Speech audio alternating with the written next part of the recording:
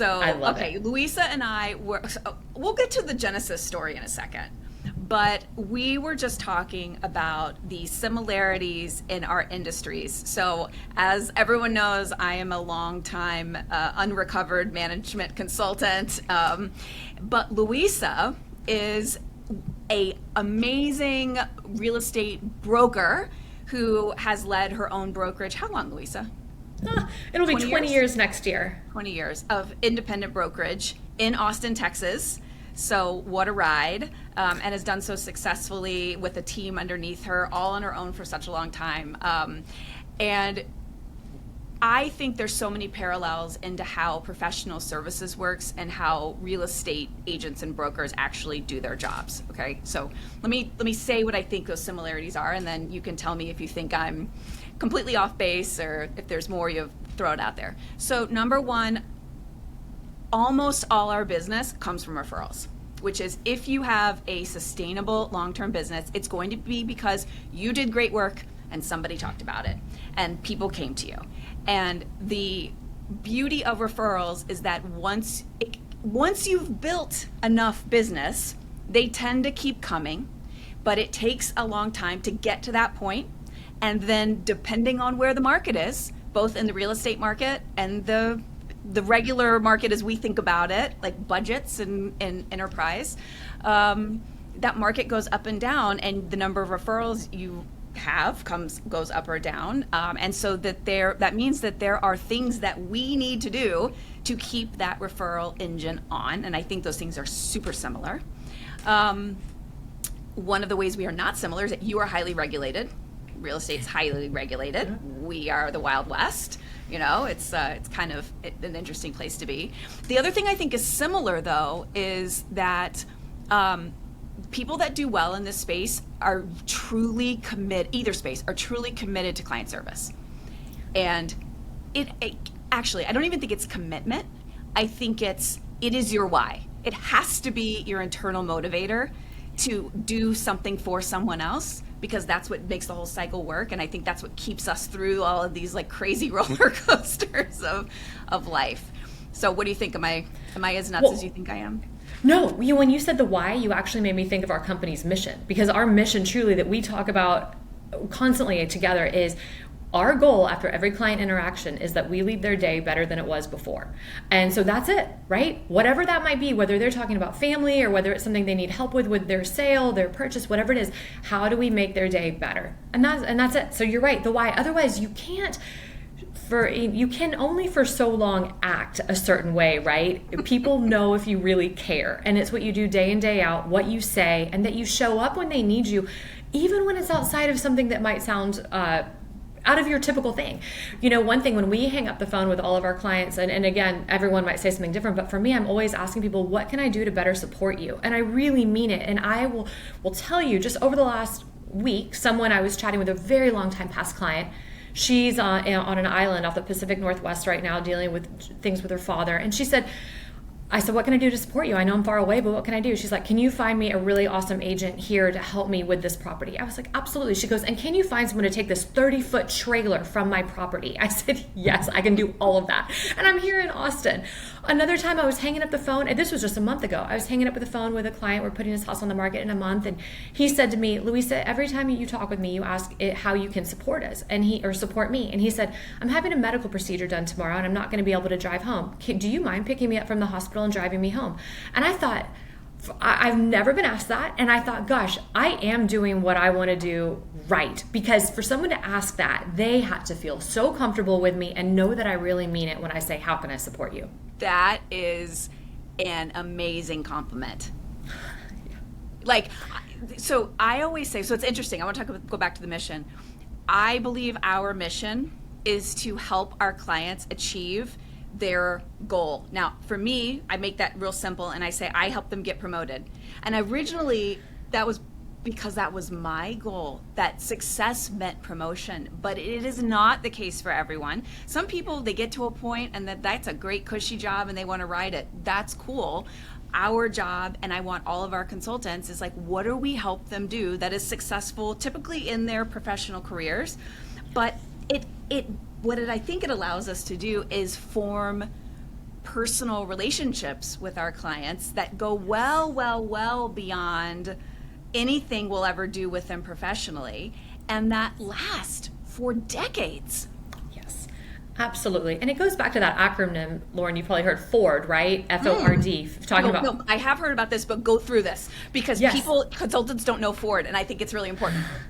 Okay, so F is family friends, O is occupation, R is recreation, and D is dreams. So if I was working with you, Lauren, and I know that you were taking a trip with your family, before I get into everything, when I call you to check on you, see how you're doing, I'm going to say, how was that trip that you took with your family to Hawaii? You know, and so I'm going to go into that. But I'm also very conscious, because it's two different ways I like to talk about FORD, and I talk about this with our team, is, you know, if I'm calling just to say hello and there's not business on your mind immediately, I'm going to, yes, go through FORD.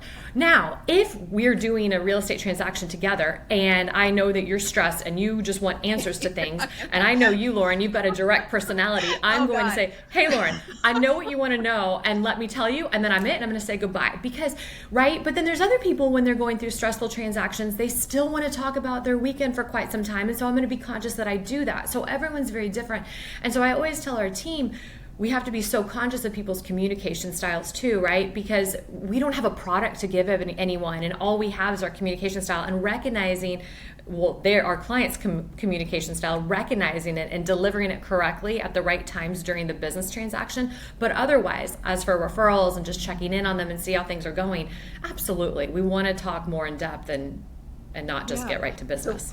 FORD is a great tip that I learned when I became a real estate agent. And I talk about this, right? Maybe let's go to our Genesis story first. So Luisa and I want everyone to go back in their mind, and it is 2010, and we are rolling around, and I made Luisa roll around for 3 months, helping me buy my first house. And she did. We finally found something completely different than what I thought it was going to be in South Austin. And then when eventually we started Sago Homes, my husband and I, and her team was our agent for years and years and years, until I got the itch and got my license and said, I think I want to negotiate these things for fun, which is what I did. It was like nothing to do with you. I was like, I love the negotiation. Like, why make you suffer through me? But we have known each other now for at least 15 years. And that is, I think, exactly what we're talking about here, which is like, even though our work together has always been in a professional sense, like, we have a personal relationship that has lasted over a long period of time. And I know I am not alone, and anyone that works with you, that's how they feel. Well, thank you for saying that. And Lauren, I have to say, I remember our first transaction together so well, because you were still the one and only person that has asked me to provide the standard deviation on the residential real estate property you were looking at. I'm like, standard deviation? What does she mean? Oh my God. I'm such an asshole. Like, I don't know why I would never do that now. I didn't get it. I'm sorry. I apologize. I apologize for me. I apologize for Richard finding the snake in the basement. I apologize. I forgot about that. I forgot about that. It was a ride. Oh, it's great. Dickie Two Suits. He came over to my house last night, and I was like, oh, just my dad. Anyway, all right. So I want to toot your horn a little bit. Talk a little bit about your brokerage.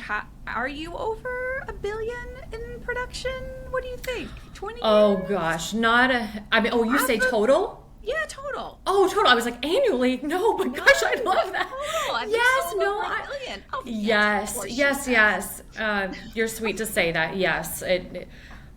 We're grateful. Time. We've been very fortunate. And you guys work all over Austin.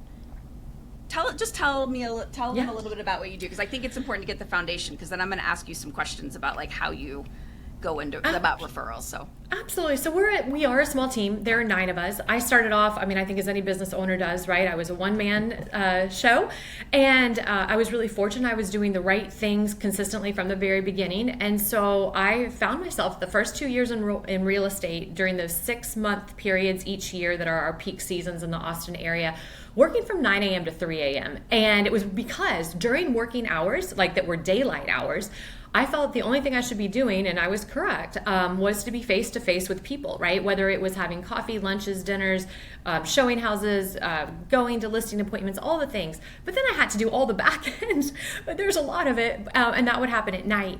And so really over the course of time, I slowly started bringing people on. The first hire is the scariest ever. I feel like it's buying your first house. It is so frightening because you didn't know, would you be able to be consistently able to pay them next month? I don't know. But then, got past that. And so we have just the reason I feel we have been really fortunate and haven't succumbed to the roller coaster ride of the ups and downs of the market is being set up the way we are now. We have a few agents that are very traditional in our company of what they're doing day in and day out. And then we've got a support team in our office that's supporting everything that they're doing. So they don't have to spend time at their desks. That was really my motivation in starting our business though, and growing it the way it has, is I wanted a realtor to be able to be very successful and not have to work around the clock and make the life sacrifices that I did at that time. Who was your first hire? She actually still works with, believe it or not, I think it was 14 years ago. She went to be a full-time mom and now has rejoined as part-time, but her name is Jody Elder. So and was she admin or is she an agent? She was at the time our contract manager. And I had that one person was the contract manager. Yep. So, and then since that, after when she went to be a full-time mom, like all of us, I made a couple really terrible hires that will have scarred me for life. And then thankfully, Michelle Evans, we have our 10-year anniversary together on March 1st. I met her and we've worked together since. So when you hired the contract manager, so for those that don't know, there is an extreme amount of paperwork to complete a real estate transaction across how many parties? 5 parties in every transaction. Each transaction has 2 sides, so you're dealing with a title office, often a lender, the client themselves, which sometimes is more than one person, or a very influential parent in their life, as the case may be. You're dealing with your office, title, the bank, and then all the inspectors and the appraisers, and there's just a cacophony of humans that are involved in this very detailed and regulated paperwork. And so that work is not like anything that you said is important to your business, which is being out in front of people. So when I bring this up because when I talk to people who are consultants who have started to reach the point where they have 9 or 10 hours of consulting work a day, they think about, who do I bring on to support me? And it's a really big decision. Do you bring on someone who is the version of you who can do something with the client, or is it the person who helps you either organize your business and grow your business? And so why did you choose to bring on the contract manager versus another agent who could have helped you kind of scale on the human side? Yes. So at the time, and still to this day, I trust myself and what I'm going to be able to do more than others. What that can be a good or a bad thing. And for me, I know in any business, right, the only way we're going to stay in business is if there's actually people hiring us. If no one's hiring us, there is not going to be any work for the person on the back end. And so for me, I thought there was two pieces to it. One, I needed to be out there to ensure that really there were going to still be clients still hiring us. And then also at the end of the day, what is really my strength, right? My strength is more, and I enjoy, it's the relationships. That is what motivates me and keeps me doing this, is I love the people that I've met throughout the years and continue to meet, and that's why I do it. And so being behind my computer, that is not where I want to be either. That makes perfect sense. Okay, let's talk about referrals. So Luisa regularly calls me on my birthday, even to this day, and I know that you do a really great job of prospecting. So first of all, let's talk about what is prospecting. How do you think about it from a real estate perspective? Because we do not think about it in this way. Yes. Well, for us, it's face-to-face is ideal, but if not, it's voice-to-voice. And so for me, and it's just been part of it, anytime we struggle in business, I tell our team, we can't blame the market. We can't blame interest rates. It's a pipeline problem. And so how do we fill this pipeline? Yes? And so she's using a word I love, pipeline. Okay, great. Yeah. We were just talking about this in another conversation. All right, so filling your pipeline, yes. So the real estate market, we all know it's taken a hit over the last year. So yes, business is tougher. And so I'm like, if we're going to do what we did last year, we can expect this year that our business is likely going to go down. We have to do more. So and I tell the agents on our team, and myself included, if last year we were making 2 hours of calls a day out to people, then this year we should be making 3 hours a day, right? So that those are the things. So for us, I mean, the crux of it all is that voice to voice and making the calls. I know we can email, we can text, but it is not the same ever, especially if you're looking to build long-term relationships. So that's the key. Let me just recap what you said here, because I want to make sure that it's captured.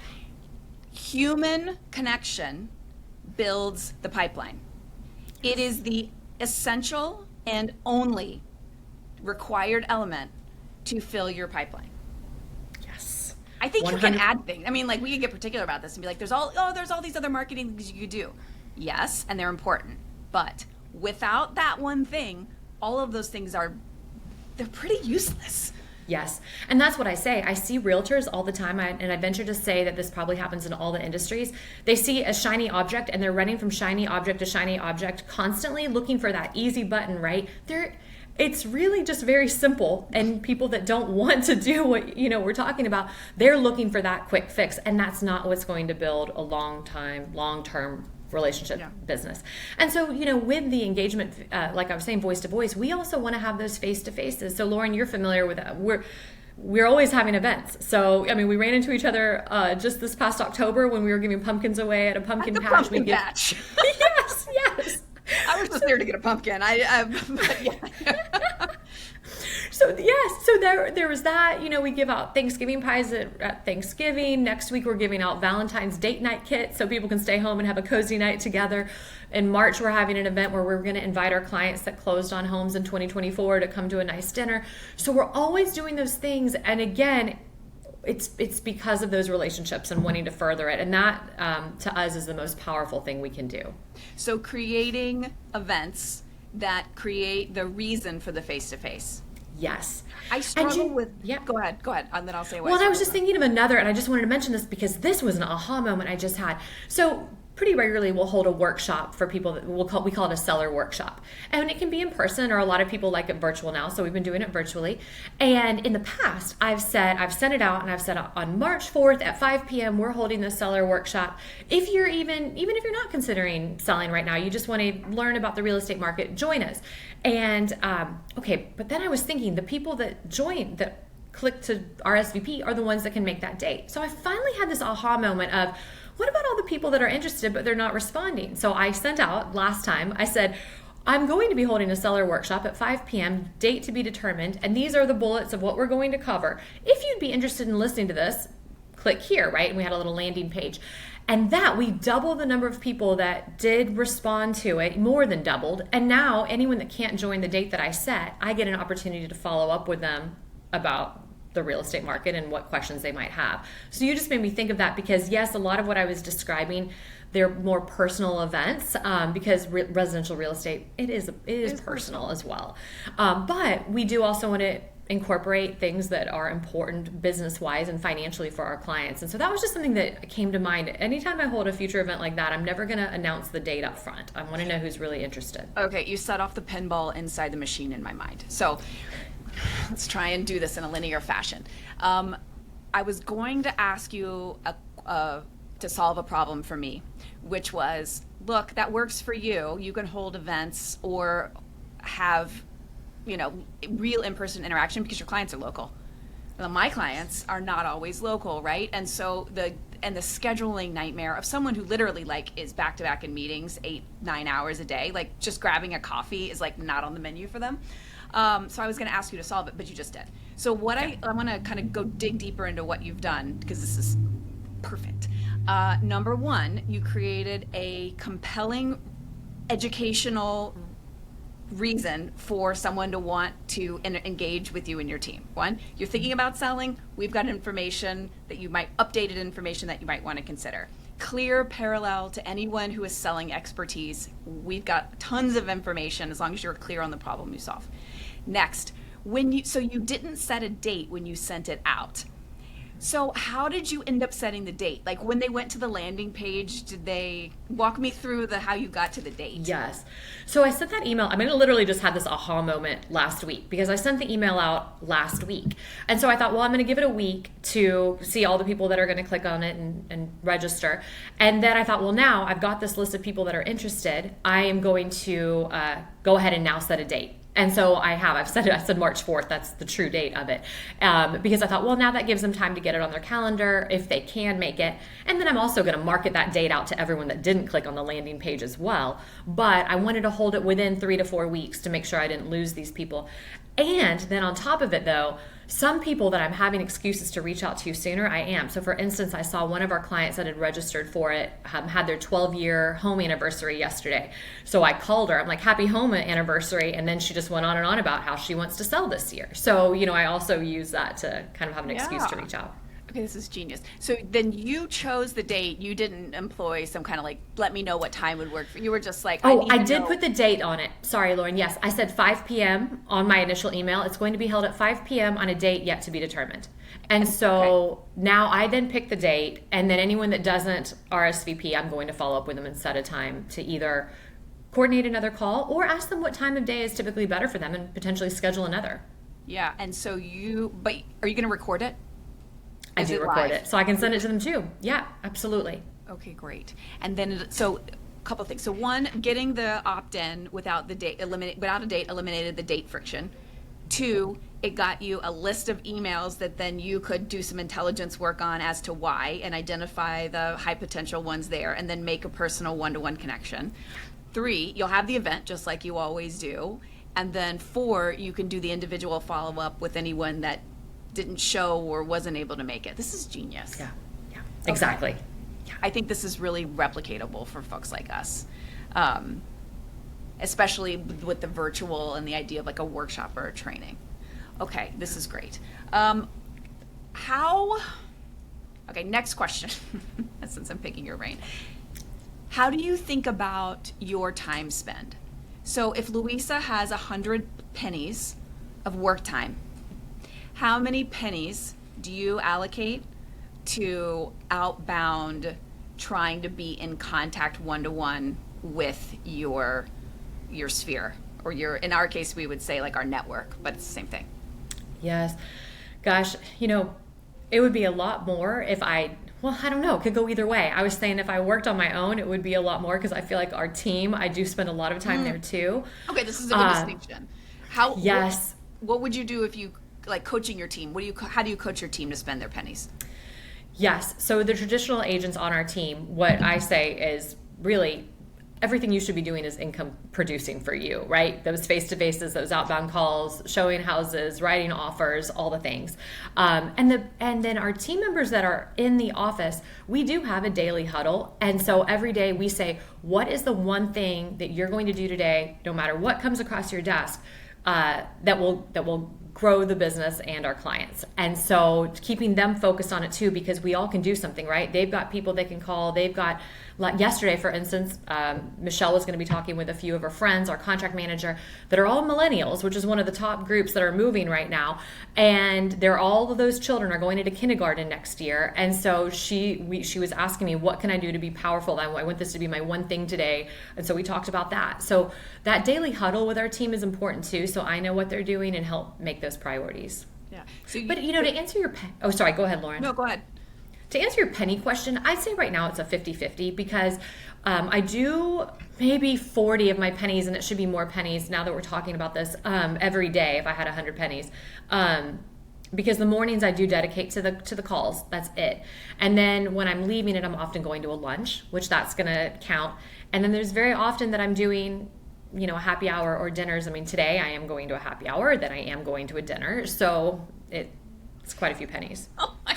Okay, so if anyone's listening to this and not watching, Lauren's about to crawl under the table and go take a nap because that sounds like the most exhausting thing I've ever heard. But the important takeaway is you are allocating time to this every morning. Luisa gets up. Yes. And does this. Yeah. I do. Monday through Thursdays always. Fridays not as much. I give that a little bit of a break, but I shouldn't. I'll give you a break. Like. And then Saturday mornings in our industry is powerful too. So it's not that I do it every Saturday morning, but I do like to dedicate some Saturdays too, because for us, that's when people are home. That wouldn't be the same for you all. Right. So, okay, so here's where I talk about how I'm not great. So I had to create this challenge called the 100 Calls in 100 Days Challenge to get other people to make calls because I refuse to do it. And I have reached out to people that are friendlies. I've done a great job of people that were like my friends. But other people who are like my actual target clients, I have a real mental block with it. Like, I don't know how to get this conversation reunited. So, Guru, what do you advise me to do to get out of my own way? Well, it's mindset, number one, right? Knowing that anytime you call, you've got something to deliver that they don't know, right? And if you're really catching them at a busy time, they're going to just tell you they're busy. So, I mean, I always tell our team, it's what's in our head, right? We've got to just say, we're bringing something of value. And so there's a couple things that I say depending on who I'm calling. So as much as I try to be in constant contact with people everywhere all the time, I am not. And so when there's someone that I feel, oh my gosh, I'm now embarrassed to call. I haven't called in so long. This is my problem. It's like, I haven't talked to you in 12 years. Yes. And I just say, gosh, I cannot believe I haven't reached out to you in so long. You have been on my mind though, and I wanted to give you a call. Love it. How easy is that? But I'm like up here, do you see where I am? We're going to turn the camera. Here I am in my ivory tower with my shawl fretting when I could just say something that easy, which would be true and like real and really kind of from my cold dead heart. But I'm kidding, but like, you know, I do work in service of others. I'm sure there's people that, I mean, I know there is, that we would really, really be able to help cure some of the chaos in their offices. Oh, great. Okay, so what other... You know, go ahead. And there's always a reason. So one thing, like if I really think when I call them after I say that, I don't really know what to say else, I'll just say, gosh, I know it's been a long time, but any questions I can answer for you in the real estate industry. Even if I know they have another realtor, like I know you've got a loyal realtor that probably answers a lot, but just in case, I'm a second opinion always. Like, I still like, what are you guys saying? Yeah, I mean, so anyway, it's funny you say that, Lauren, because I think of you as just being able to talk to anyone at any time. So it's good to know, because I definitely have that going on in my head sometimes too. So I feel better now knowing I'm not alone. Not at all. Not alone at all. And, you know, I do have the benefit of saying I am introverted, which is my shield to all of this.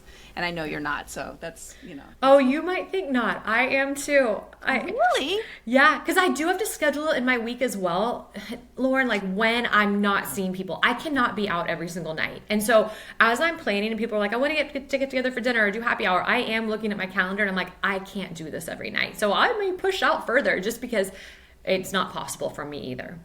I would never, you've taken the words out of my mouth. Like, I would never have imagined that you would have said you have like any introverted trait whatsoever. Yeah. Wow. And I think for those of us that are introverts, we have to be really clear on how much time we need to recharge, right? Because if we block that, I mean, we can be out and about and as engaging as any extrovert, right? No one's going to ever know that we love to be at home reading our book right now. And because we do, like for me, I enjoy it when I'm out. There's nowhere else I want to be, but it exhausts me if I do too much at one time. Mm-hmm. I started protecting time. So I'm okay at home because I don't work with anyone. Actually, one of the things I do is I do work in like a co-working space. I have my own office, but it's good because I actually see people all day long, which I find helps me like kind of bridge my mind from work to life. I don't have to talk to any of them, and I don't. And that is a wonderful thing. But when I go to client sites or I go to conferences or events, it's even worse, the exhaustion, because it's not in my day-to-day anymore. Yeah. And I stopped doing a couple things. So one, I started flying the day before and I started leaving mid-morning the day after. I stopped flying at night. I stopped flying early morning because I just like, I'm too tired and I can't think. And I can't be energetic enough to be the right me in the room with the people that matter. The other thing I stopped doing is I do not drink alcohol when I travel for work at all. because it's the same reason it has an emotional anxiety thing for me, and I cannot have that anxiety. So I took my team to a conference in Vegas in November. So 2 of us went, and all of our clients were there, and it was like 5,000 people in the tech industry. And I was like, listen, you guys go out, have fun, take our clients out, but at 7:30, like, Lauren is in bed in her room.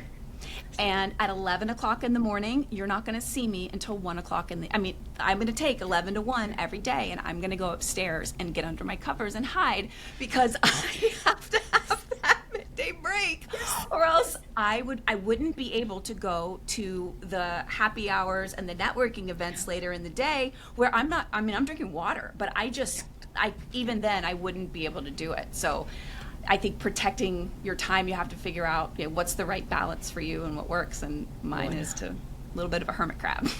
Yeah, no. Likewise, I understand. No, and I'm glad to hear you say it, because it does share how we can protect our energy, right? And then be on when we need to be on. Yeah. All right, let me look at my notes, because there were some other method or guidance. Okay.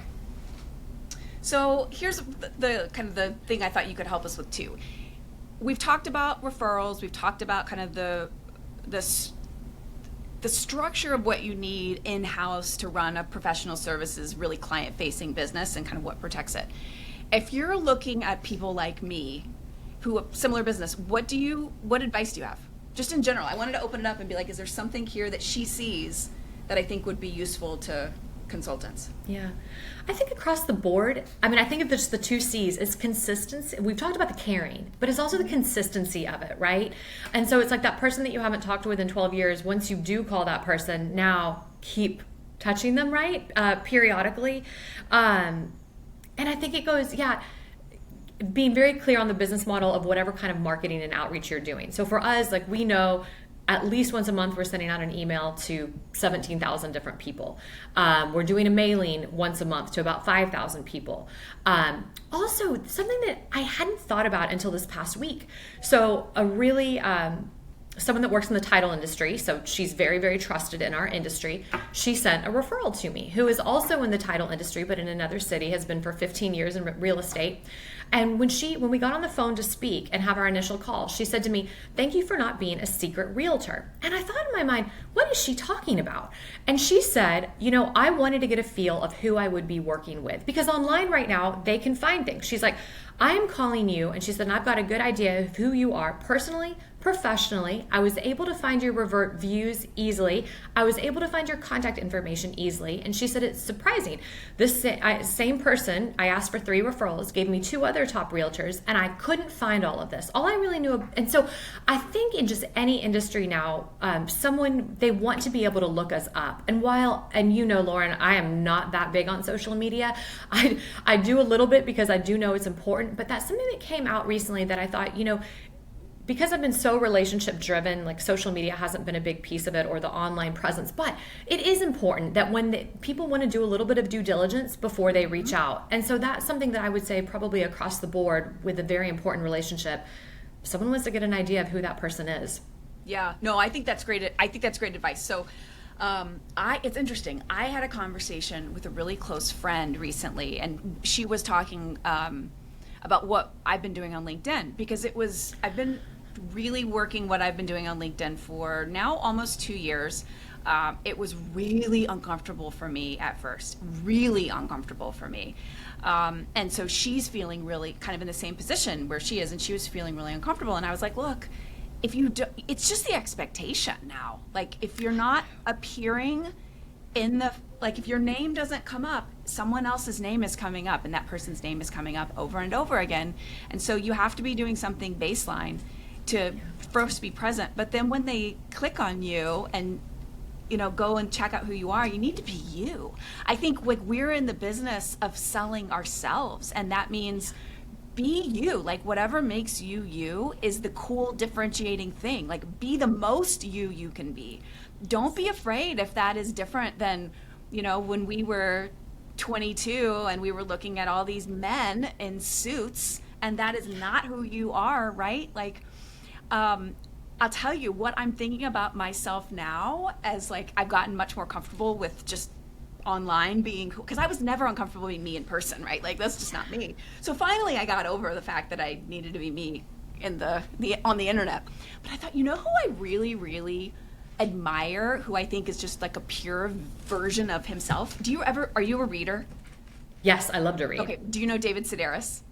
Oh, yes. Okay. Yes. I freaking love David. I'm a huge David Sedaris fan for a long, long time. But then I thought to myself, God, I should be like the David Sedaris of management consulting. Like, because it's human, right? It's like, I'm not as funny as him, and like my family's not quite as weird, but telling like those stories, and I think the thing about him that I appreciate is like he has a really pure voice that is consistently him, and I think that is important for anybody that is trying to, you know, be a service provider, is to just not be afraid to be yourself and be there. I think that's wonderful. Wonderful. 100%. I mean, Lauren, what you're talking about is people now value, I mean, and it should have always been this way, authenticity, right? From the very beginning, like, who are you really?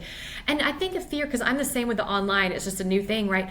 And I think part of it's like, oh gosh, but what if people aren't going to like me? But then I also think if they're not going to like me, then I probably don't like working with them either. And so that was a hard lesson that I had, was working with clients that I actually really didn't like for a period of time. And then now I'm thinking, gosh, no way. If I don't like working with them, I'm not going to. No. And so it goes same back to the online. If they don't like me there, then probably don't need to talk. It's a great filter and a great qualifier, honestly, because if they come in and they see you and they connect and they're like, oh, I like that vibe.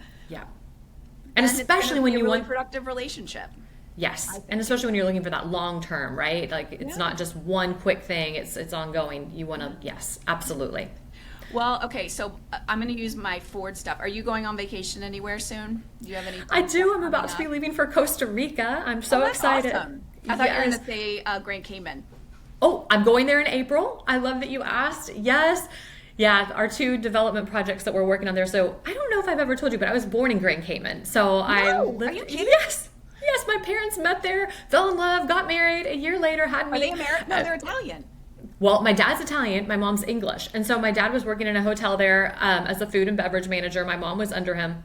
Anyway, stars aligned. And we lived there the first 4 years. So I've had a great connection with the island for, I mean, my entire life. Are you a citizen? Are you a dual citizen? Shut up! All right.